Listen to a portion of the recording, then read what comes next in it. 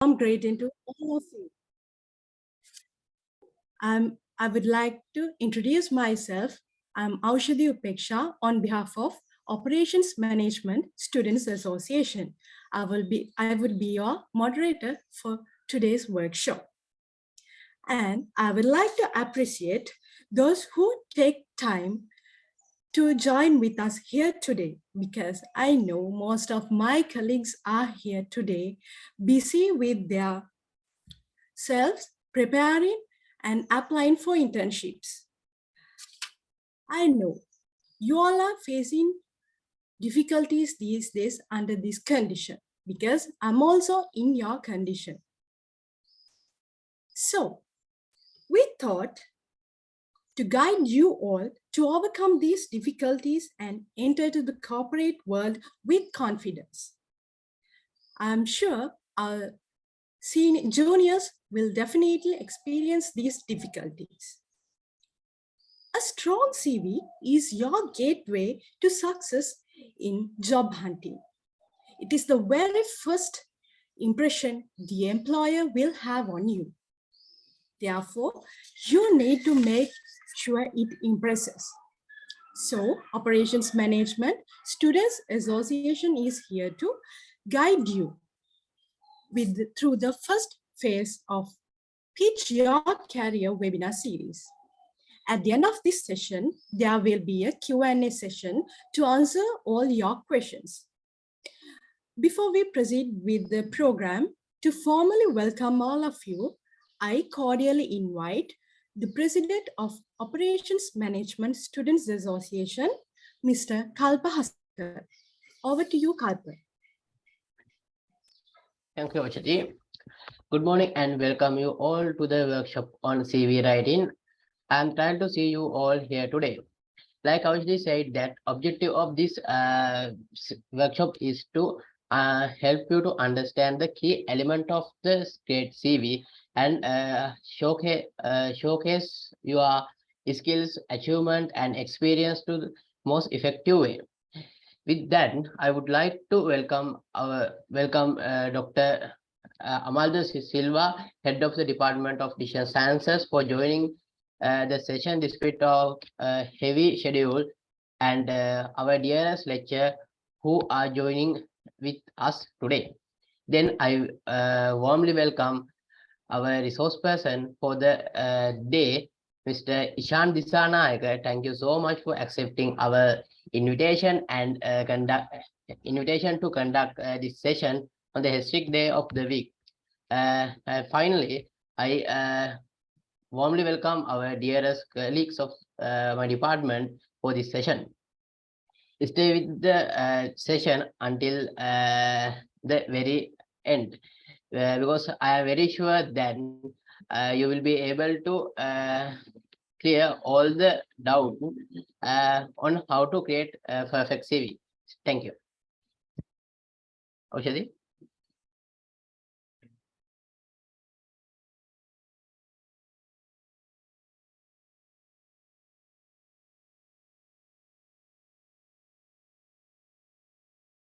Aushadhi?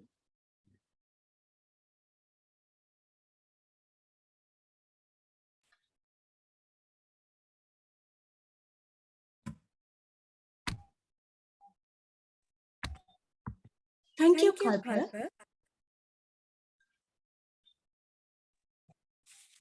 It is time to move to the most important phase of today's session. Let me introduce our keynote speaker for the CV writing workshop.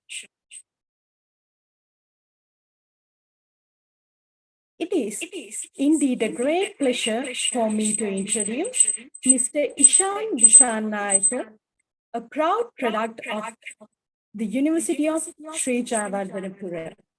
He is currently working as an assistant WPS manager at Unilever Sri Lanka and is an expert in this topic that we are going to discuss. Once again, I warmly welcome you to this session, sir. Without further ado, I would like to invite Mr. Ishan to carry on the workshop and share your knowledge with our undergraduates. Over to you, sir.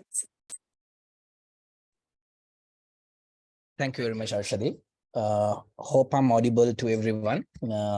Yeah, first of all, let me share my screen. Could you please give me the permission to share my screen? Still, I don't have the permission.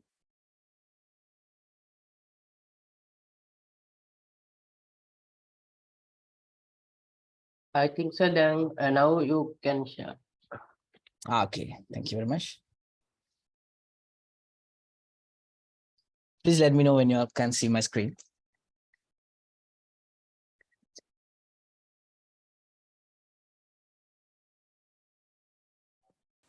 We can see the screen, sir. Okay, thank you very much. Yeah, so a very good morning to everyone who's present here today. Let me come to the session itself, like what is CV. So I'll introduce myself. I'm Ishan Desanayak. I'm also a product from University of Jayewardenepura, just like Shruti said. And I'm working as the assistant manager for workplace services in University of Sri Lanka Limited, Horna Manufacturing Facility. So when it comes to a CV, the first thing that we ask is what is the importance of CV? Yes. So basically, in any terms of what do you call it? In any terms of your employment, like let's say, why are we being as an undergraduates? By being an undergraduates, what our main focus is in next 1 to 2 years is to be settled in corporate or either in entrepreneurship, or like to be a better entrepreneur, or to be in a corporate world as an industry expert. Yes. So how can we make sure to pitch ourselves to let the employers know that I am the best suitable talent for your company? So whenever, like before everything, like let's say, obviously you're going to face an interview for any sort of what do you call it, any sort of recruitment. You're going to face an interview, but beforehand the CV is the fundamental aspect that the recruiters are seeking for. Like the recruiters have that presence of mind, or what do you call it, the first impression about you is based on your CV. So if you don't have that, if you don't craft a proper CV that implies the better person of yourself, then before even you face an interview, before you pitch yourself in an interview, then you'll be having some minus marks already, because you haven't had a proper curriculum vitae which shows that who the personnel you are, right? So the importance of a CV is basically, how can you show that who you are, what you have done, a bit of a background, a bit of a things that the recruiters can have a knowledge on, or like can get a clear picture even before you sit for an CV. So I'll let you know what are the basic steps in a recruitment, right? So in recruitments, the first thing that is do is like, you'll be applying, right? But do you think once you apply, you get like each and every opportunity, do you think your CV is going to get an interview? If you feel that way, it's not the way. Like, let's say, I'll get an example. So in terms of in MNCs like Unilever, we get thousands of applications every day. So do you think we are going to interview each and every person for every internship that we have, or for every job opportunity that we have? No, what we do is we do the CV screening first.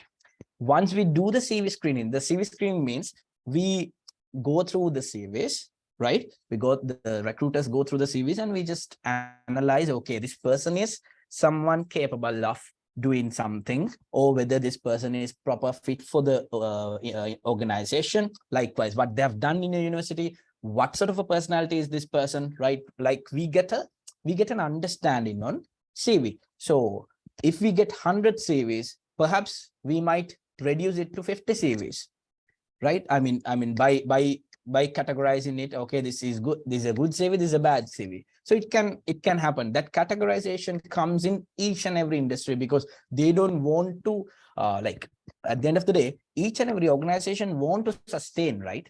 So they want to they want to get the proper talent to their organization, unless they'll suffer in the long run. So what they want to get is, they want to recruit the best talent that is existing in the market, right? So why from our end, from undergraduates, and the importance of having a proper CV is, the first thing is, you need to at least get an interview in order to show that, okay, in order to show that you are a match for that organization. So first thing that you have to do is, you have to at least get an interview. Yes, so to get that interview, your CV is the fundamental. I think I'm clear on it. And the next thing will be the initial interview, the first interview. So you'll be having an interview session tomorrow. So I'm not going to go into deep there. And perhaps in Unilever itself, like we have these assessment centers. In another companies, they might be having some other sort of methods in recruitments. But once you submit the CV, then you get an initial interview. Not only from an interview you get not only from an interview you get the final output as you are recruited, but also you're going to get an assessment center. It can be based on some sort of case study, or what sort of a personality you are, and perhaps it can be made on a team effort, or like working with a team, and also it's kind of an assessment center. Then again, a final interview. If it's a permanent opportunity, or if it's something like, if it's a reputed company, probably you'll be having at least 2 interviews. So this is the river, or like the drain that when it comes to a recruitment comes in. So since you all are most probably in 3rd years or 4th years, so now it's the time you'll have to know about this, because in a bit of time, you'll be the people, you'll be the undergraduates, you'll be the students who are going to be in the industry, who are going to be the industry experts in some day. So this is the basic steps in recruitment. So I want to ask a question.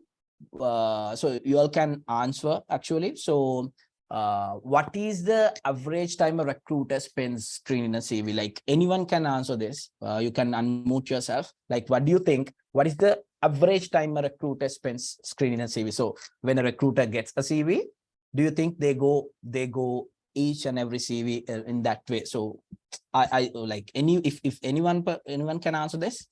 What's the average time that you think a recruiter spends screening a CV? You can even put anything in your chat box as well. What do you think? What do you think is the average time? Come on, y'all have to speak, because this has to be, interactive, because you need to learn something today. That's why you are investing your time here. So anyone? I don't see any messages yet. Sorry? 15 seconds. Okay, 15 seconds. Any more answers?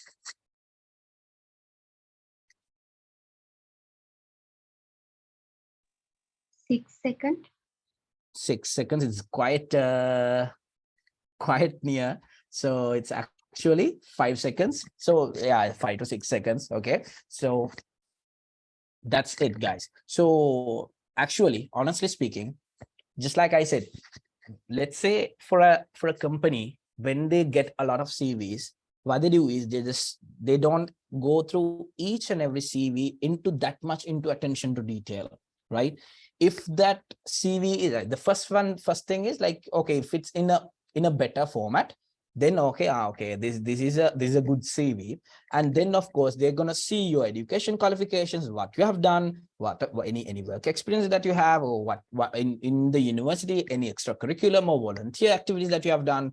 They see a proper picture, and then they're just gonna categorize it whether this CV is going to be in our pool or not, right? So 5 seconds is what a recruiter will be having, like it will be investing in your CV. So for that 5 seconds, you need to make the clear adjustments, or to have that clear the best CV that outruns each and every other CV that is in the competition. So, to be frank, in the current context, due to COVID or due to other crises and all, there's a stagnate in the job market itself. Yes, because due to COVID, a lot of people have lost their jobs and all, right? So now, anyway, we have transformed ourselves into the hybrid transformation with the digital transformation and all. Still, we are facing troubles in we are facing some sort of troubles in finding the proper talent to the market, like in the market, to finding the proper talent in the market to the company itself, right? So one of the things that you need to know is how to pinpoint your CV, how to make sure that your CV is the best out of the market, because most of the undergraduates, like most of the undergraduates are graduating not only from local universities, there are other universities as well. And most of the companies that now, early days, to have a degree is a thing, yes, like it's so much. But now a degree, the other qualifications and all, then everything, the academic exposure is a must, and it's a fundamental to have. And most of the undergraduates are having it. So how can you show that out of all that competition, you are the proper fit? So that's what you need to how you are going to show that you are the proper fit. Like, you always need to make sure to craft a better CV, unless you won't be able to, you won't be able to even get an internship, not internship, not an interview itself, because if you don't show that you are a proper fit for that organization, then you are they won't even consider you on how to on giving you an interview itself, at least, because the formatting is the first thing that you need to know. So long short short, how to prepare your CV. So I'll give you the basic 5 steps. This is I'll go through into deep in each and every five information that I have mentioned here, right? So these are the steps that is to have a stellar CV, actually. So apart from that, there can be some additional information that you can do, but these 5 things is a must to include. I mean, if you have these things, it would always give you a better picture or better chance or an opportunity than the other CVs that is in the market, right? So the first thing is, it's about your personal details. Next thing is about your education. The next thing is work experience, extracurricular activities, and the other information. We'll go into deep in each and every category, which is I've mentioned here, each and every step that I've mentioned here. First thing is the personal details. So when it comes to the personal details, what we think is, okay, we need to include each and everything, right? We think, okay, like most of the times what we have seen in our school life, or what you have seen in our childhood, right? Like in most of the biodata, we include everything, your name, or like your date of birth, your NIC, or whatever it is, you are entering that. Please don't do it. You just need to add your personal details, which the recruiter wants, actually. Like, you need to know what are the expectations of the recruiter. What are the expectations actually when it comes to your personal details? What he or she, the recruiter, wants to know is who you are, what is your name, and the contact information. Yes, right? So that's the basic things that the recruiter wants. Other than that, the recruiter doesn't want your NIC, the recruiter doesn't want your date of birth or something like that. Yes. So what you need to mention in the personal details column is your first name and last name would be better. Name, and in the name, it's better if you can have, if you're an undergraduate, just put as an undergraduate. And also when we are moving on, I'll be briefing on the about and all. So name, you don't need to write your full name itself. Like if you have 6 names or 7 names, you don't need to write everything.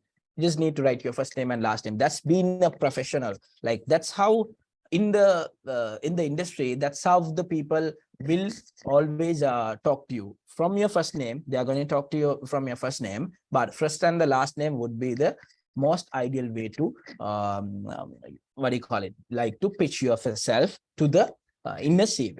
And your contact information, when you're writing your contact information, it's better, I would suggest you to write it with the country code, like +94 and then 7 blah blah blah. So contact information, because sometimes you might be what do you call it, sometimes you might be applying for foreign opportunities, sometimes you might be applying for multinational companies. So it's so when you're only writing it as 077 or 071 or something like this, so then sometimes if the recruiter is a foreign international, if they might get confused. So better to use +94 and that.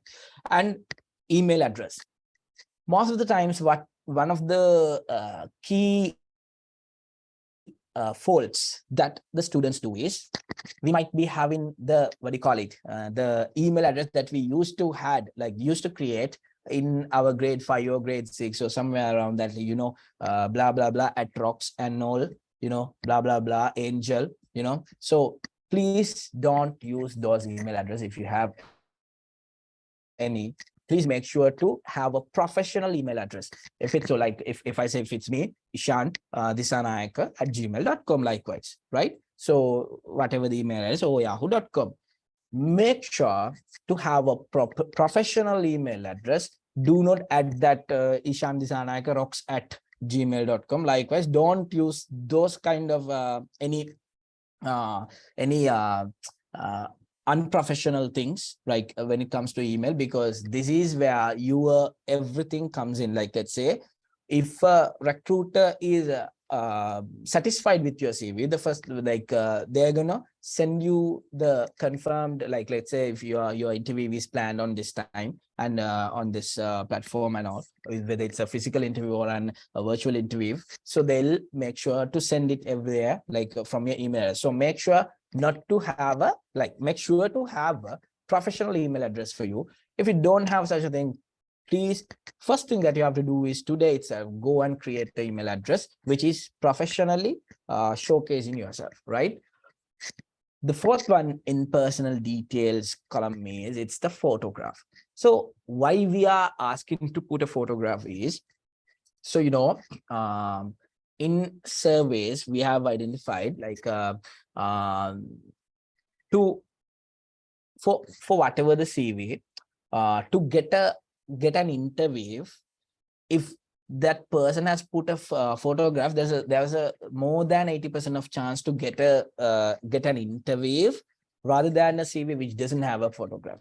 Because if you cannot show the recruiter who you are, who your true self is, right, then the recruiter will think why he or she is afraid to show himself or herself, right?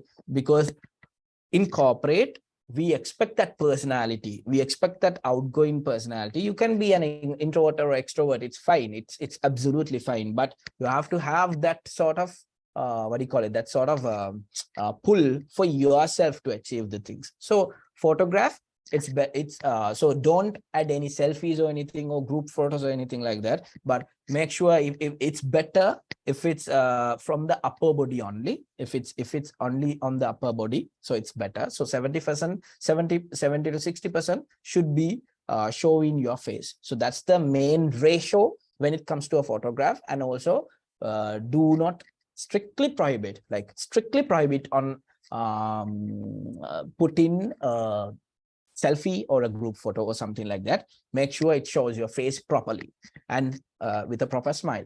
So this is an additional thing. So I'm pretty sure you all have current, at the moment, most of you all have heard of LinkedIn already. So LinkedIn is the most if we say in the current social media, LinkedIn is the most professional social media site right now we have. So when it comes to LinkedIn, if you don't have a LinkedIn account, please create a LinkedIn account itself as well, because most of the times, what you cannot say that you have done in like what that you have done in university or in your career or anywhere, you can show that in your LinkedIn profile, because LinkedIn is kind of, we say like it's an online CV which is available. What your it's an entire portfolio of yourself, right? So let's say now you are acting as a president or a secretary, or you are a office bearer of any organization or any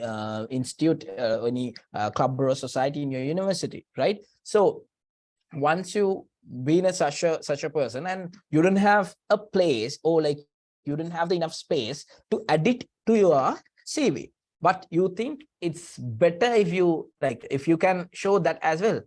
So in LinkedIn, you have all sort of ways in put in your professional experience, put in your volunteer experience, put in your educational experiences, your education qualifications and all, right? So once you add, you can add those things. So despite being just an ordinary student in the university who does only the academics, you can show that you are an extraordinary student in the university. You are, along with the academics, you have been a part of these organizations, you have organized these kind of workshops, you are executive of this kind of a society. Likewise, you can show that. And in LinkedIn, you can even provide proof, like like you can just say it in a CV. You can just say it, right? You have done this, you have done this, you can just prove it. But in LinkedIn, you can even upload photos to that respective position that you have held in your, what do you call it, held in your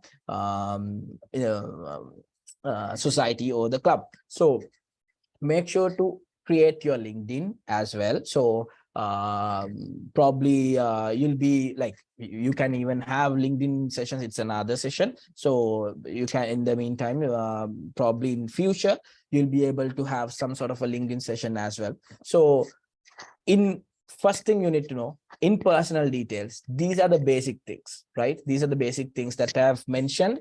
Hope it's crystal clear on personal details, because you don't need to add everything. It's just the main parts that the recruiter wants. So imagine from your point of view, if you are a recruiter, what you actually want from the from a CV, you don't, what the information that is required from the person who's applying for that particular job. So think from that angle always when you are creating your CV. The second option, it's about education. So now we have completed the personal details. Now we are coming to the education, which is the most important thing when you are an undergraduate, because most of the times at the moment we don't have a lot of work experiences. Yes, by being an undergraduate in the Sri Lankan context, we study, we do our O-levels, we do our A-levels, and then if we had the time from A-level to, once we so we have like another year, right? So in that year, if we could create any sort of a professional experiences, then we might be having that. If you couldn't, or like let's say you're applying for second share or something, and then but anyway you are with the first SHI's results, you are coming to the university, perhaps it can happen. So likewise, there you might be having that sort of experience. So then you couldn't do anything in that 1 year, but now you are an undergraduate, and being an undergraduate, you don't have any work experience. You can't do any work experience because you don't have, you never had a time to do. So the industry doesn't actually want actually expect work experiences from you to that level, because we know in the current context of the country, we can't expect 5 years or 3 years of experience from you all, right? But we want the education, like the literacy or the academic exposure that you like. If you don't have the work experience, then you should have these educational experiences, the educational qualifications. So when you're at this, right? So education, university name or the faculty name would be something there. Like university name is a must, because you have the degree, like you have a degree. So year of program is like, it's not a must, but still it's good, better if it's a 4-year or a 3-year degree. Or GPA since you don't have any work experiences at the moment, or like very few experiences in working experiences, so it's better if you have a class or a better GPA at it. If you don't have a, like, let's say if you have a average GPA, then if you feel like, no, I don't want to put it, then don't put it. It's fine at all. But in the recruiter's point of view, what they say is, okay, this is from a good university. You are from Jayewardenepura University, so it's one of the most reputed universities in the country itself. So you are already branding yourself as a person who is what do you call it, who had been in a part of the system, in the education system. So any professional certification that you have been taken of any SIMA or SIM or whatever, ACA or whatever the things that you are currently engaged in, even if you are reading, put it. So if you are reading, so make sure to add reading SIMA to that level, right? So education qualifications, one of the biggest questions that we have is, do we need to add our what do you call it, add our O-levels results, or do we need to add our A-level results, or right? So in my point of view, in most of the times, what like, let's say if we are going to, like, let's say in O-levels we do 9 subjects, right? So if we are to put all the 9 subjects, you have English A, Buddhism A, likewise. So why are we wasting a lot of space that we can even showcase in, if we have a lot other stuff that we can put into the CV? Why are we wasting that space? Because you are already an undergraduate from a university of from a respected university.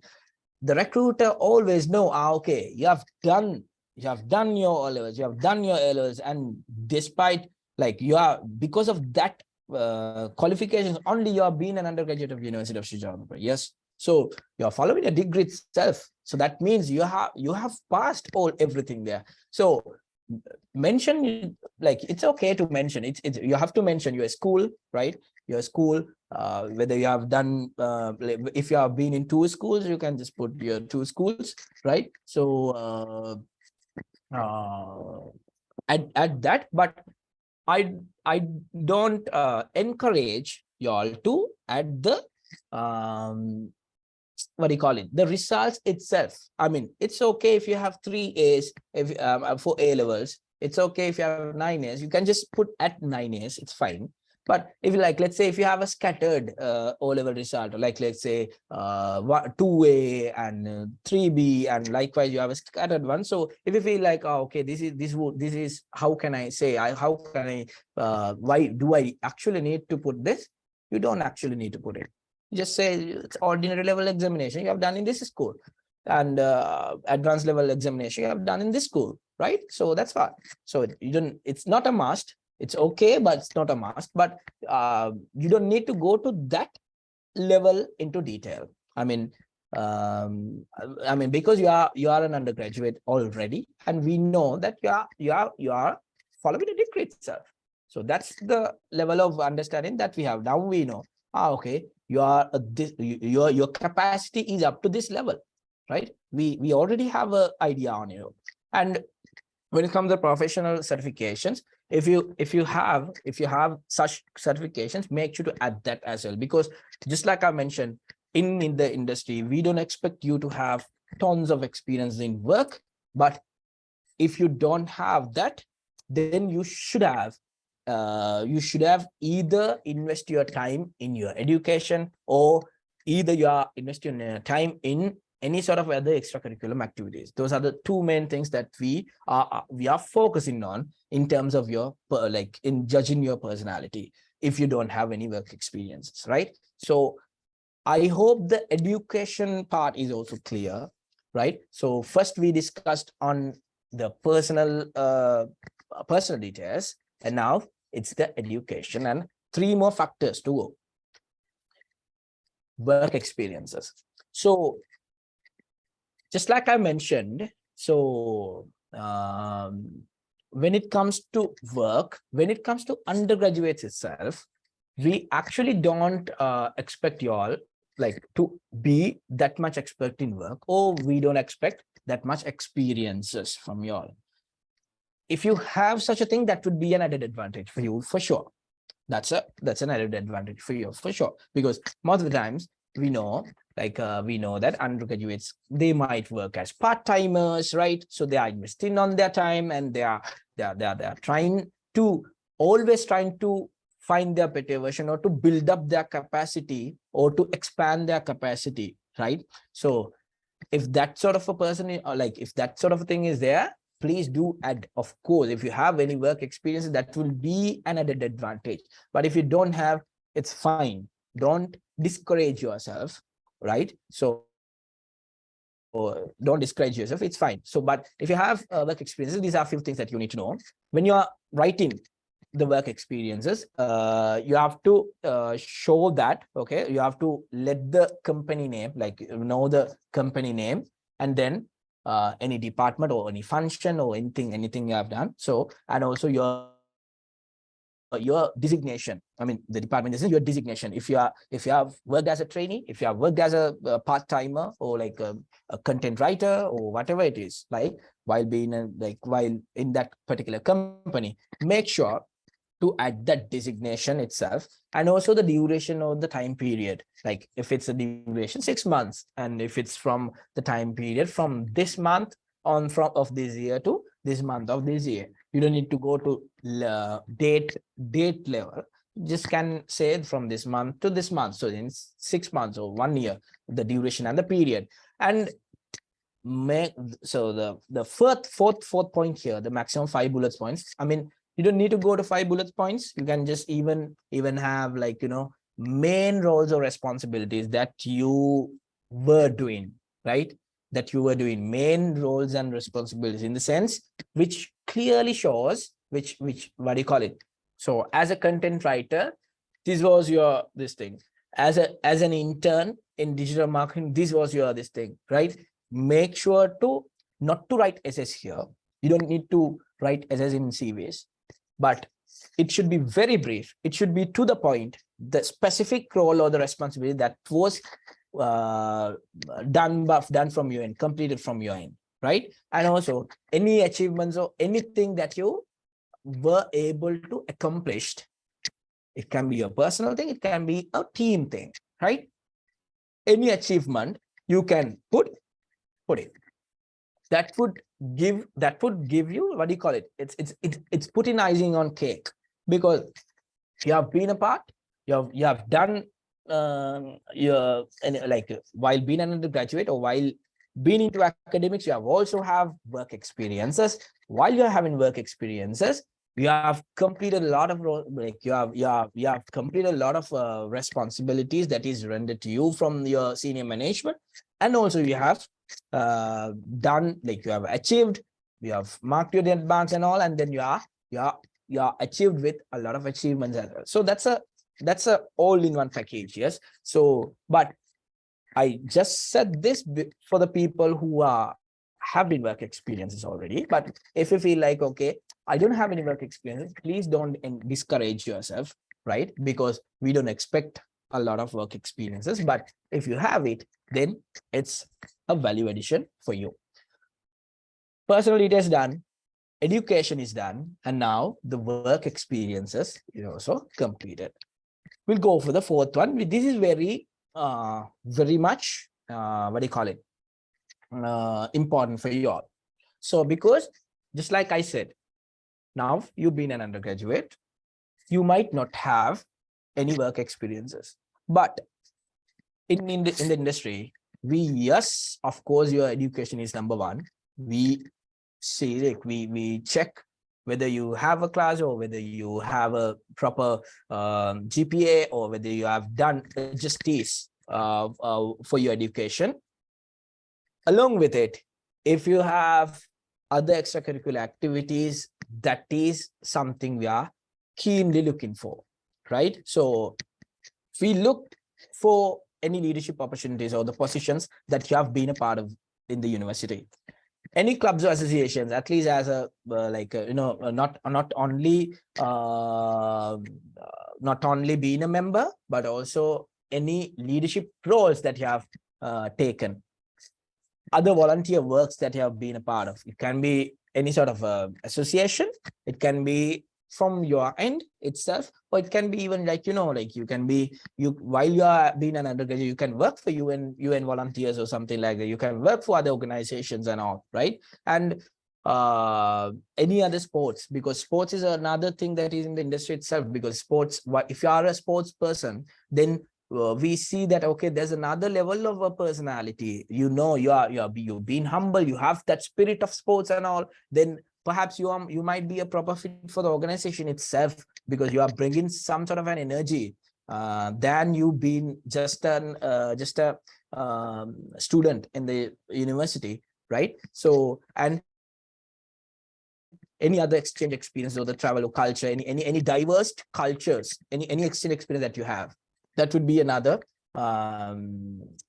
another plus point for you, because most of the times, if you are only being in your comfort zone, only studying, or only being with your academics, if you don't push yourself or pull yourself to grow beyond that extra mile, go beyond yourself to be that better version of yourself, then we believe you won't be a proper fit for us, even for any industry, even because you would be a person who will be only working on your JD, because you'll be get some projects, you'll be get some job description in any sort of a organization, but while you are dealing with your projects, or while you are dealing with your job experience, you are getting another like you of course have to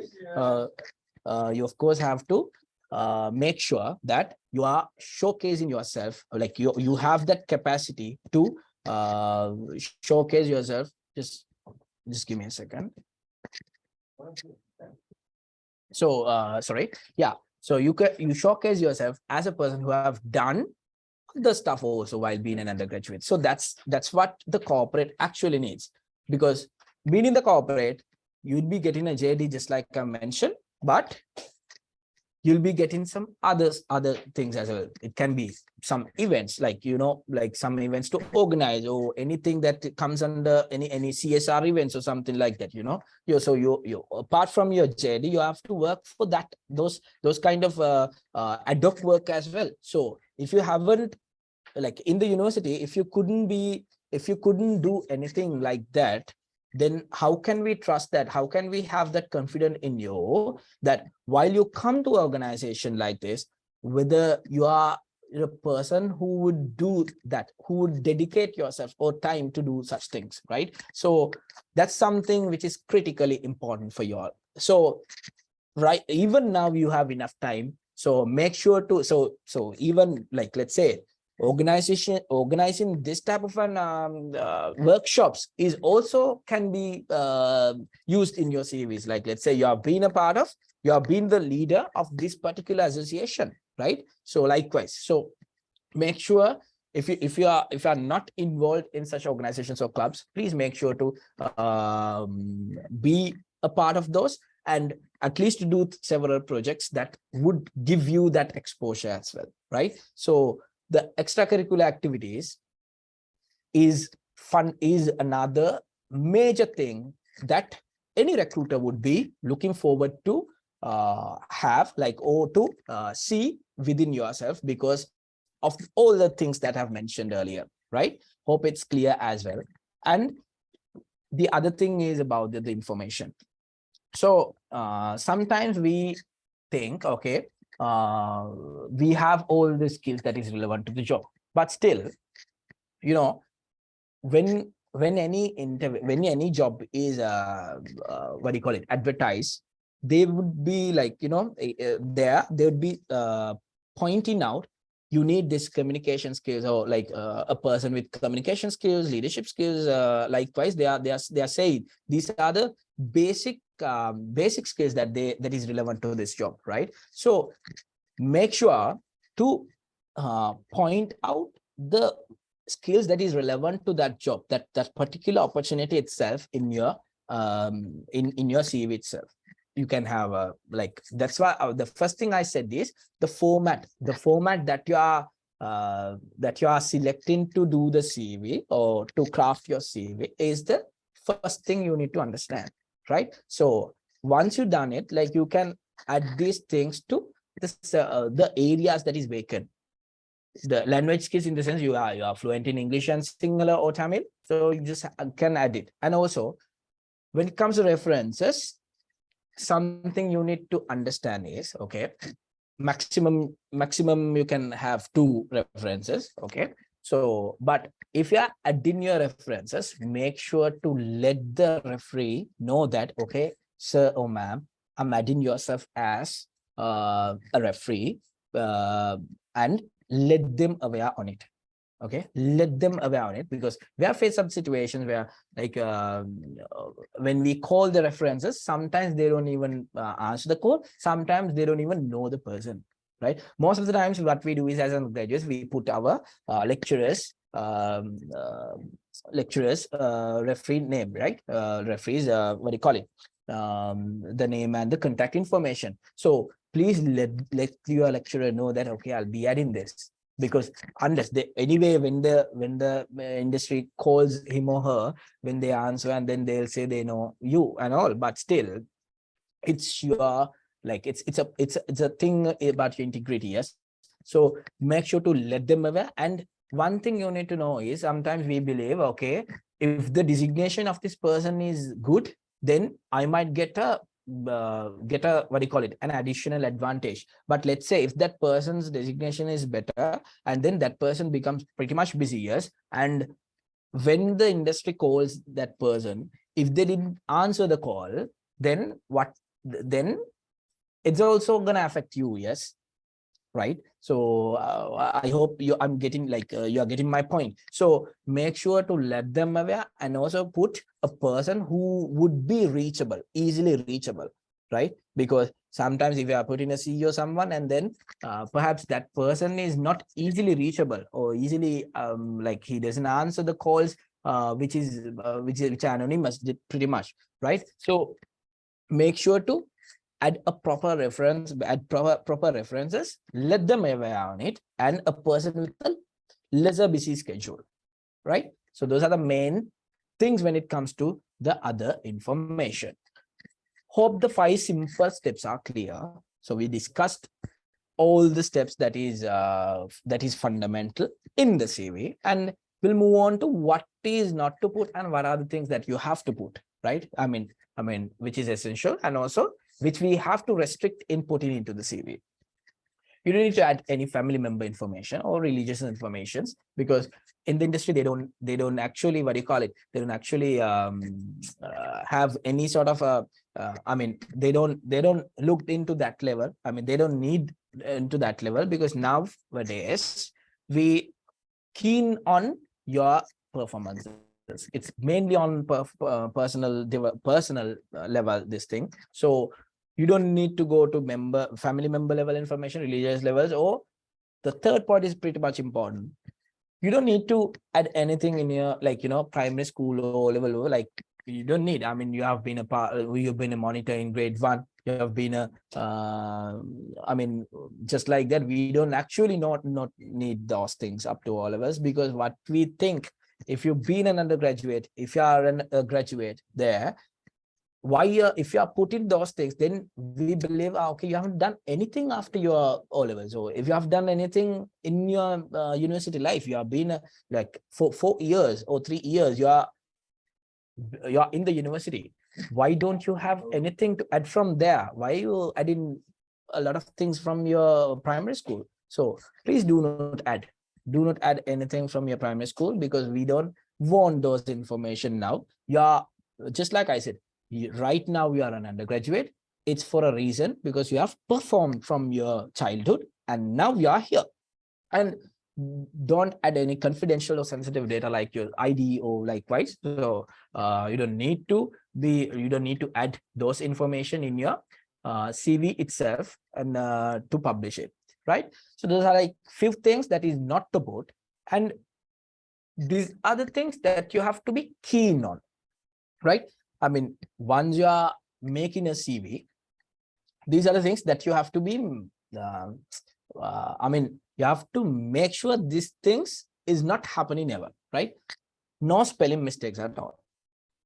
Once you create a CV, go through each and every word and make sure no spelling mistakes are there, because most of the times the recruiters, right, they have seen number of CVs, they have from years and years of experiences.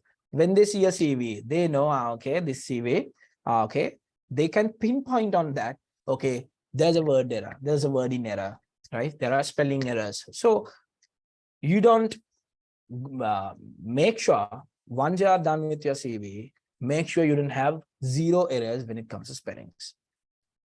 If it's a CV, it has to be less than 2 pages. It's like most of, like we have seen, I have experiences, I have experienced. There are like some CVs which has 4 to 5 to 6 pages.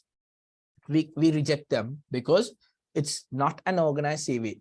If you are a person who is organized, or if you are a person who's um, capable, or like if you are a fit for the organization, then you should know how to, like, from all the things that you have done in your entire career, you should know what to prioritize, right? What to prioritize and to include in your CV. If this is included, then it will give me a better picture, right? So what you need to know is you need to prioritize the things that you have done. This highlights yourself better than this thing that I have done in my life, right? So the 2 pages is the max. 1 page is better. 1 page is a resume, but 2 pages is max. And if it's a PDF, it has to be less than 2 megabytes, because most of the times we don't want I mean, we don't encourage the students to or the candidates to apply. I mean, even like, let's say we are getting the CVs through platform like Typeform or something, or Workday or something. So if you are getting that from the system itself, they don't allow you to add CVs which are larger than 2 megabytes. So make sure to have a lesser size in terms of PDFs as well. Okay. Attention to formatting is a must. So like I mentioned, so in the personal details, your name is there, right? In the name, you can add a small about under you. So this, you are this type of a person, and you are looking forward to have a career in here. Oh, this is your purpose, and you are now, okay, you are focusing on this, right? So likewise, just make sure to make it brief, and the formatting is a must. Formatting is a must means, like I mentioned, the first thing what you need to before creating a CV is you need to know, okay, this is a format, this is the format that is I'm going to create my CV with. So there are freely available templates everywhere in Google. Please go to, like, there are some Nova Resume, or there are a lot of sites which is available freely in Google. So now don't go to just write it as a Word document or something, because it's not going to give you that added benefit when it comes to the, what do you call it, when it comes to the competition that you have currently. Because most of the times most of the students are now creating it in online itself. So you can, it's very easy to create your CVs there. So make sure to add those like, what do you call it, make sure to just go and search in Google CV templates, free CV templates, then you'll get tons and tons of CV templates. So first thing you need to know is, you need to understand is, you need to create, like, you need to select a better format, and then go to change it according to your thing, right? Your career. But make sure not to copy anything, because it has to be very unique to yourself, not to copy anything. The fourth point is reverse chronological order. So reverse chronological order means, like, let's say we are if, like, I'll get an example. So you have worked in 3 different organizations, or you have been you are doing extracurricular and you have been as a what do you call it, as a executive or as anyone as an office bearer for 3 different organizations. And reverse chronological order is the latest thing comes to the top, right? So likewise, so all, if it's educational qualification, O-level, A-level, degree, the first thing you have to put is the degree, because now currently you are following it, the latest thing. And the next thing it should be A-level, and the next thing should be O-level. If it's a work experience, the current thing, the previous one, the before that one, right? I hope the reverse chronological order is crystal clear, because why we are asking this is because that's where we build up build a perception about yourself. Okay, this person has a career ladder like this, and this is how he or she has evolved him or herself to be the person who they are today, right? And the 5th point is pretty much important. You may think one CV is enough for you. It's not.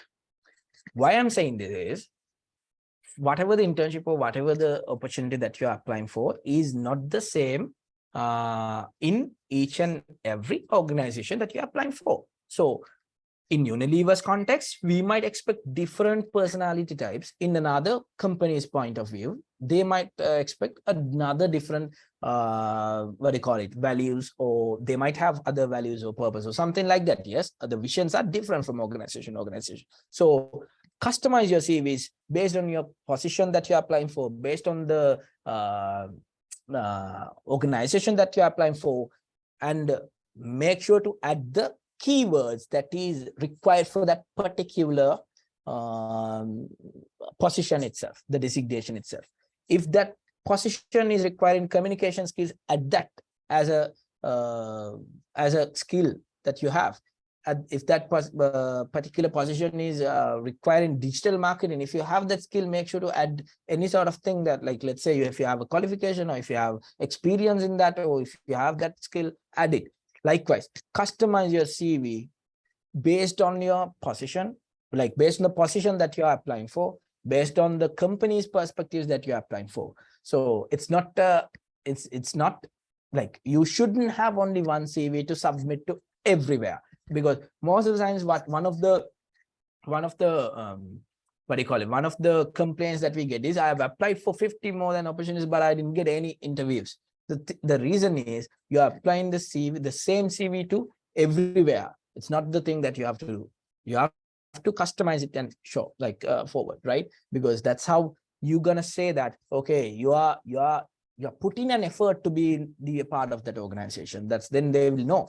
So yes, all in all, that's the main, like, I hope I've taken you, like I have taken you from the beginning, and we are on time actually. So we have gone through all the steps that covers to craft or like to ace your CV itself. So your personal details, your work experiences, your education, other information, extracurriculum activities. Those are like the main fundamental 5 things, which 5 steps that is needed to craft your CV. And I've discussed the what is not to put, and also what is a must to put in your CV as well. So hope it's crystal clear.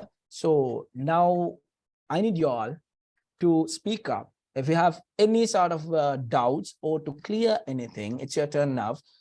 Just unmute yourself, or you can even put it in the chat box. So yes, so make sure to ask any questions you all have now.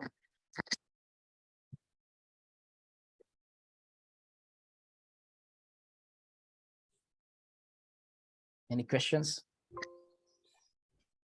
Excuse me, sir. I have a question. My question is it okay, sir, we are adding part-time online jobs we are done during the university life? Are you sure interviewer will consider it?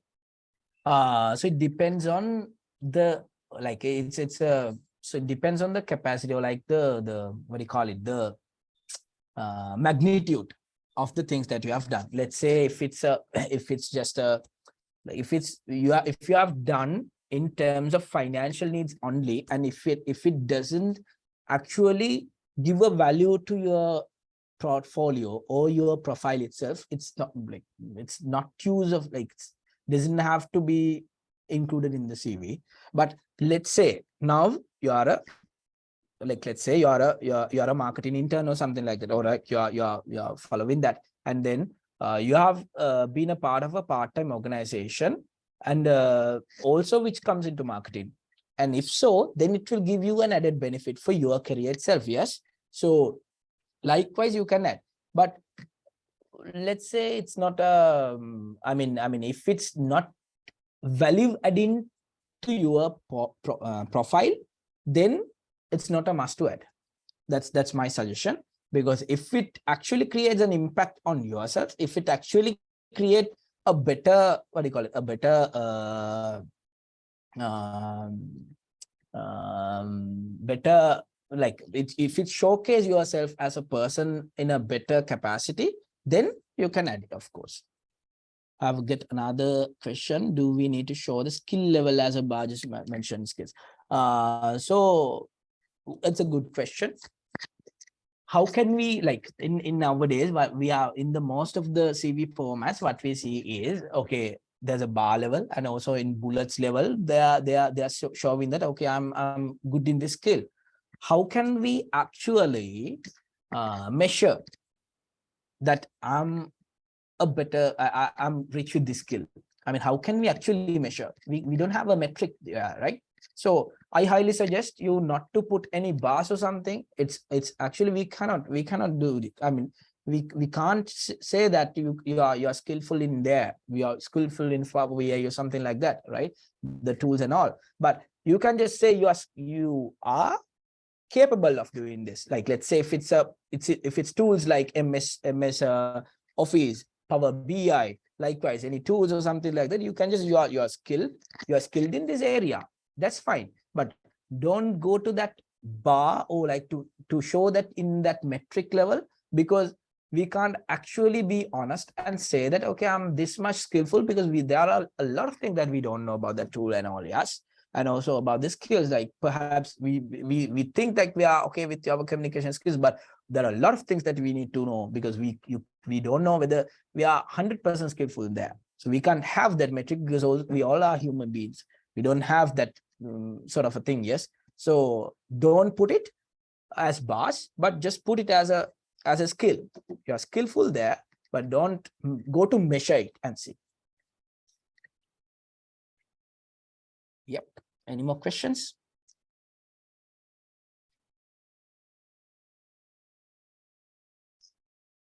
Get another question. Yeah, Shivanti.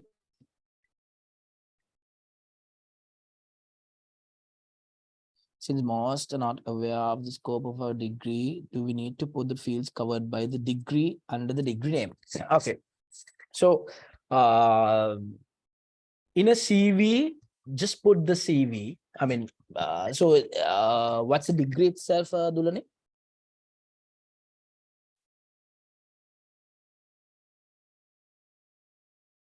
What's the name of the degree?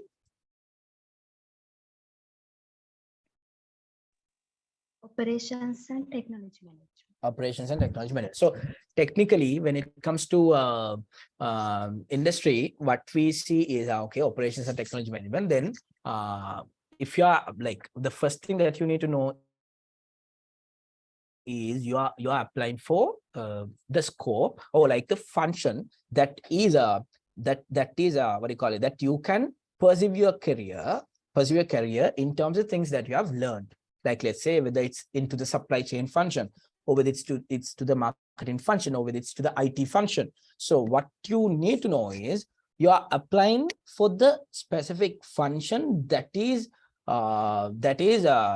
have already learned in your university. That's the fundamental you need to understand first. I mean, by being operations and technology management undergraduate or a graduate, you don't want to go and apply for the other jobs. Yes, I mean, whether you are not like go and apply to finance level opportunities, or to be a doctor or someone like that. So you are not going to change that. No. So you are applying for a particular opportunity for a reason. So your degree is enough.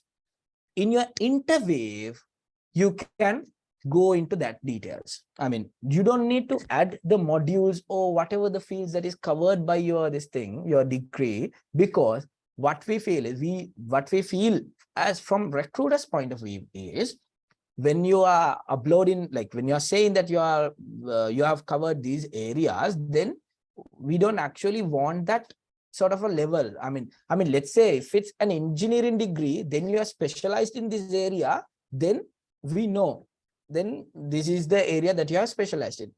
When your degrees there as operations and technology management, if I specialize in anything like that, I mean, anything, just specialization is there already. Yes.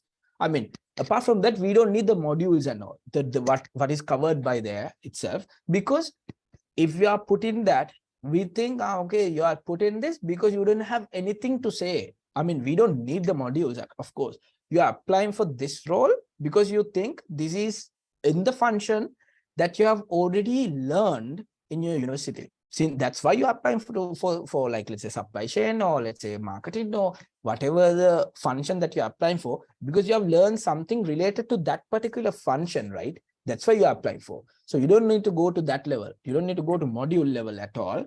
But if you have specialized in something, just put as specialized in this area. That's the only thing that we want as recruiters itself. Yes, another question. Then CV is marketing my own brand according to Jeff Bezos. Can you give one more example to add in part-time job to the CV? How we recognize that value adding to the CV? Okay, because every part-time job with university degree will show the interviewer that we are hard worker. So it's like this. You don't need to add each and every part-time. Like, let's say if it's like you're doing several part-time jobs, and if you haven't done justice to your career, like in academics, then we believe, okay, you're not doing your core things, but you are doing other stuff as well, other stuff only. If you are okay with your academics, then you can add your part-time things that you have done. But if it extends to a, what do you call it, a time period, then add it. I mean, that's the level what we require. I mean, not like in monthly basis you are changing your this thing. I mean, your part times and all. If you're changing that sort of a level of what do you call it, frequently, then we believe you are not stable. You don't have that proper mindset to be in one particular place or one particular organization. So don't let the interviewer to think in that way as well. Okay. I mean, don't let them know that you are not stable at all. So that's what I mentioned. You need to know how to prioritize what are the things that can explain yourself better, and then add it. What are the things that is in the timeline? That's the first thing. And also, what will give you the value addition if you add this particular part-time or particular job experiences? That's the another thing. And of course, if it's related to that you are applying for, please do it. Please add it. I mean, if it's related to marketing itself and you are applying for marketing level of a opportunity, and then make sure to add it, because that is of course a job experience. Even though it's part-time, now you know what the industry wants, what the industry's point of view is. Yes, so now you already have an experience. That's a clear advantage for you, other than the other other competitors. Hope my answer is clear. Shivanti, if you need more clarification, please let me know. Okay. Any more questions? Because guys, you all have to speak, because it's good that you all ask the questions. You all have to speak, because not each and every day the industry comes to you and have these like sessions and all. When you get that opportunity, please make sure to grab everything, because unless you won't be able to come and survive in the industry. I mean, there are a lot of things that you need to know. So make sure to ask questions.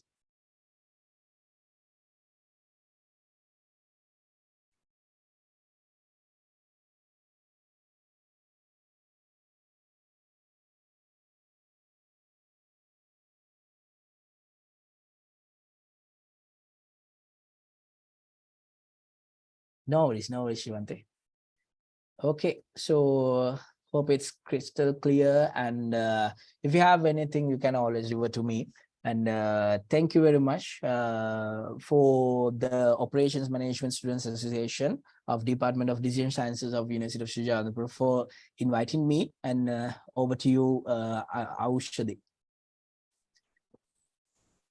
Thank you very much, sir, for sharing your knowledge on how to make a perfect CV. And it is extremely motivating and indeed informative. So it seems no more questions from the audience. And with that, we can wrap up the Q&A session. Before remarking on the closing, now I invite Ms. Dulani Sireka to give the thank you note.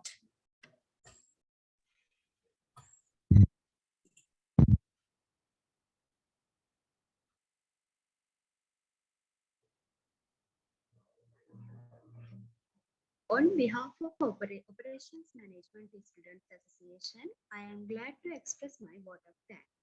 A special thanks goes to our guest speaker, Mr. Ishan Disanayaka, Assistant WPS Manager, Unilever Sri Lanka Limited, for accepting our invitation and spending his valuable time with us.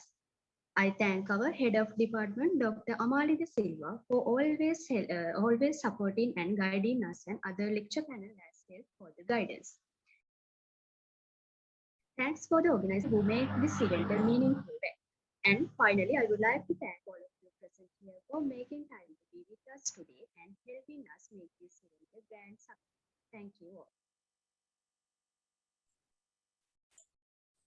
Thank you, Dulani.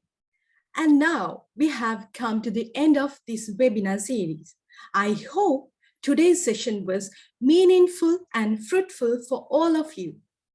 Once again, I would like to thank Mr. Ishan Disanayaka from Unilever Sri Lanka Limited for his immense contribution to successfully conclude our workshop.